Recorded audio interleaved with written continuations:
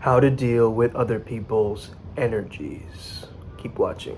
Yeah, I'm inspired. I'm inspired.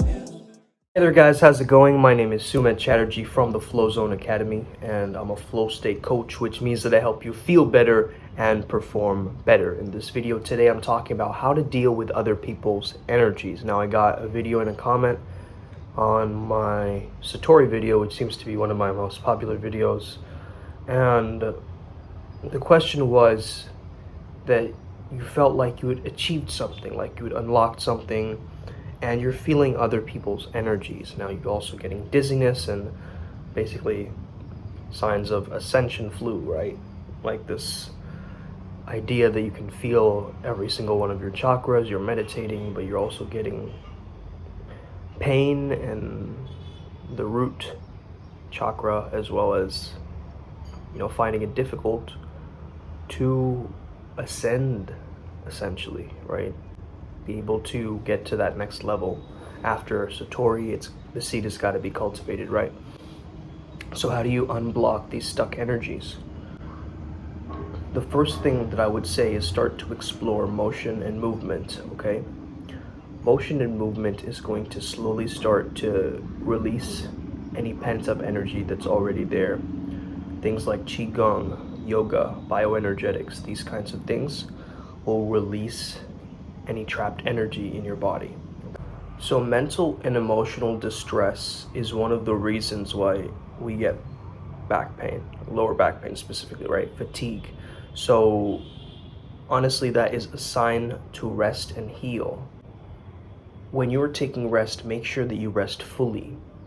Don't rest 70% and then kind of get up and walk it off. I want you to really start paying importance to your self-care, okay? And I want you to explore essential oils, bubble baths, all this kind of stuff that really helps you to ease. And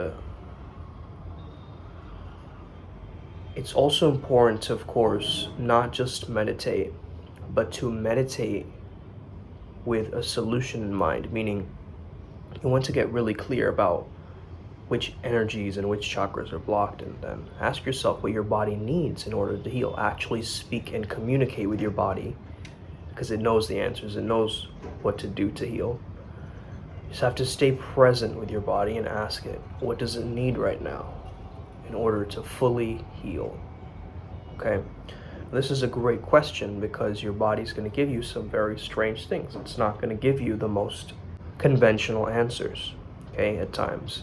But it's important to trust that the body is the subconscious mind and it knows what to do. It has all the answers, okay? One of the major things that I want you to practice is grounding yourself, okay? Grounding yourself can be very literal, like your feet on the ground, your feet on the grass, barefoot on the grass. However, simply it's also about taking those deep belly breaths that centers you and brings you back to the now. You see, whenever you start thinking, going to the past and the future, you're not feeling in the presence of the now. So when you take those deep belly breaths, you just ground yourself. You ground yourself, you ground yourself. And by grounding yourself, you're also working on your root chakra, right? You see, you have this Satori, which is coming in through the crown, right? This little download, this little insight.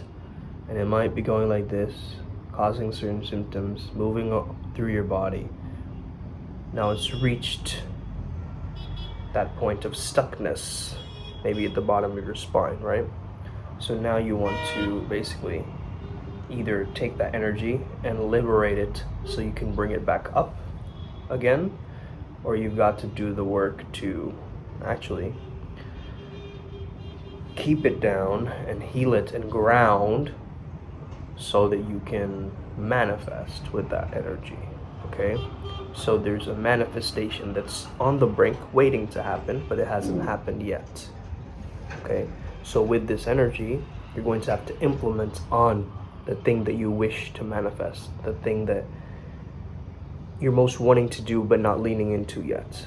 Okay, how do you stop taking up other people's energies if it feels very intense? Well, for an empath, you've got to understand how to observe and not absorb. Okay, don't take things personally. When people are making comments about you or saying certain things about their own life, imagine they're reading you a storybook or a gossip magazine or something very physical, which is they're reading about your story, but you are not the author, they are, right? So you're just getting their perspective. You can also reframe what they're saying as a joke. I love the visualization of imagining you have a glass around you, right? And you can only see their emotions. So first of all, it's important to spot what they're feeling, okay?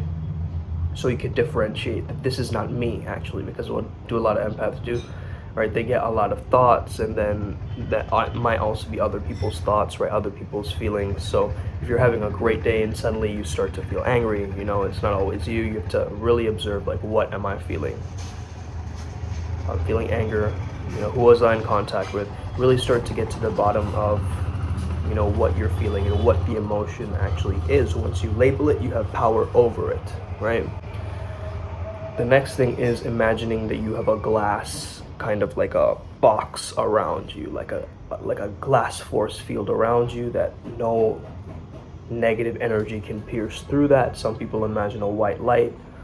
You can also visualize a protection cloak or something like this along those lines. This really helps because it doesn't let in other people's energies, and you can actually consciously, with your intent, do this the next time that you're communicating with someone. You're not feeling it, you're not vibing with it, right? You want to imagine this cloak, this glass crystal ball kind of covering you, right? And it's just impenetrable, right? There's nothing that can come into that you don't want. So that's the intent with that. Once you actually do this, you'll notice that it's very powerful because you can keep out the things that you don't want. You can almost like look at it on the glass, right? So it's like, you can imagine like the different facts, right, on this crystal ball that is covering you like an aura, like a force field, right? I would say to also start exploring dance and music because, first of all, dance is a shaking of the body, again, a type of release that's happening. If you're consciously rolling around on the floor doing some more dynamic types of meditation and visualization, it's going to help you more than the staying still, you know, just being quiet and looking towards your inner mind or inner eye as you're meditating. So you could even, you know, just start moving your body intuitively as you are closing your eyes as well, so you can really tune into the inner world, okay? Now, what happens when you absorb people's emotions and energies? You feel other people very intensely. What if it does happen?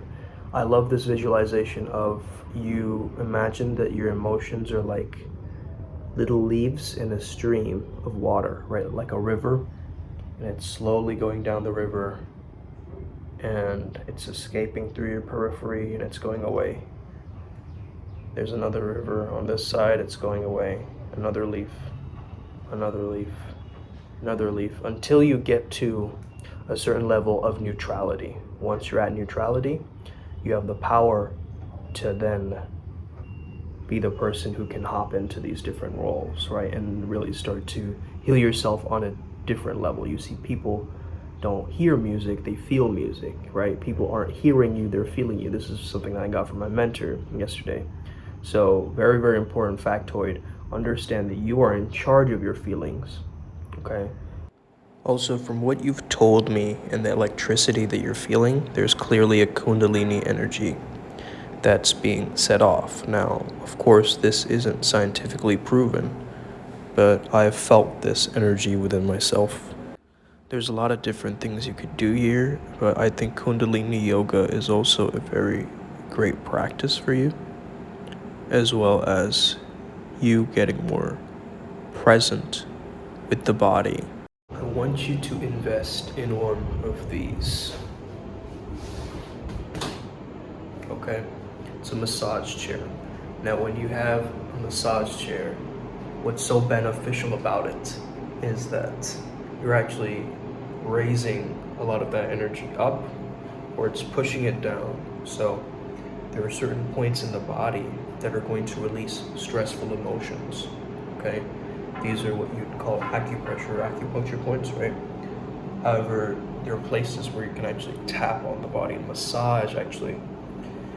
Without you knowing it, it's going to activate certain areas of the body. Of course, it's better to get a massage from a human being. However, if you can't get that, this would be the second best option. And it's a great investment. I really enjoy the rejuvenation from a massage chair. So, just throwing that out there. And if that doesn't help, reach out to me on Instagram and I can help you out further with this issue of really cultivating the seed of Satori and how to make it bloom into the enlightened state. Have an incredible day. May the flow be with you and stay legendary. Let's get it today.